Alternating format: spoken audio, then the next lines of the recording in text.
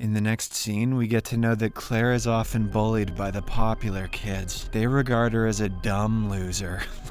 God, who comes from a poor family. This becomes even more evident when the meanest bully, Darcy, throws a drink at Claire's poster, which she had been working on for months. Claire's only friends at school are June and Meredith, and they seem to have a good bond, but this is only because all three of them are equally unpopular. We also get to know that Claire has a massive crush on a popular guy named Paul. The sad thing, however, is that he already has a girlfriend. Elsewhere, as Jonathan is dumpster diving in the neighborhood, he finds a vintage music box. He decides to keep it as it looks really fancy from the outside. Back at school, Claire finally decides to confront Darcy. She approaches her and calls her a smegma in front of everyone. Gross. This, of course, upsets Darcy and she slaps Claire across the face. But our girl also retaliates with a right hand of her own.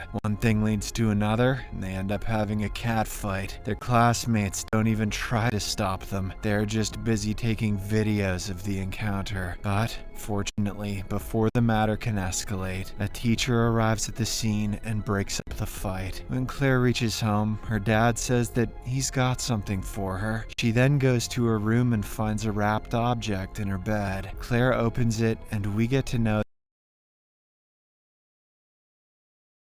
he claims that his cousin is studying ancient Chinese, so she can probably decipher the message. However, Claire doesn't trust him, so she refuses his offer and leaves. That was a 1 in a million offer. She had no reason to turn it down. That night at home, she checks her crush, Paul's Instagram profile and drools over him. With nothing to lose, she turns to the box and makes her second wish that Paul will fall madly in love with her. Lo and behold, the next day at school, he approaches her near the locker. He then flirts with Claire despite his girlfriend being next to him. At home, the mystery box starts playing on its own again. Simultaneously, at Uncle August's residence, he is trying to take a bath when he suddenly slips and hits his head on the bathtub. This results in his immediate demise. When Claire reaches home that evening, she receives the unfortunate news from her father. Jonathan also reveals that their uncle left nothing for them in his will. Frustrated, Claire quickly goes to her room and makes her third wish, that Uncle August leaves his entire property in her name. Just a few minutes later, Jonathan receives a call from the authorities, informing him that Claire will inherit all of her uncle's assets. This leaves them in complete shock, but they quickly pack their stuff and move to the grand mansion. Now that Claire is finally rich, she wastes no time and starts spending her uncle's money. She even takes her friends on a shopping spree to show off her wealth. That night, Claire finally spots the music box playing on its own, but she is completely unaware of the danger that is about to befall her neighbor, Mrs. DeLuca. As the poor woman is working in the kitchen, she accidentally turns on the waste disposal machine. It catches her hair and pulls her scalp apart, killing her on the spot. The music box must be a fan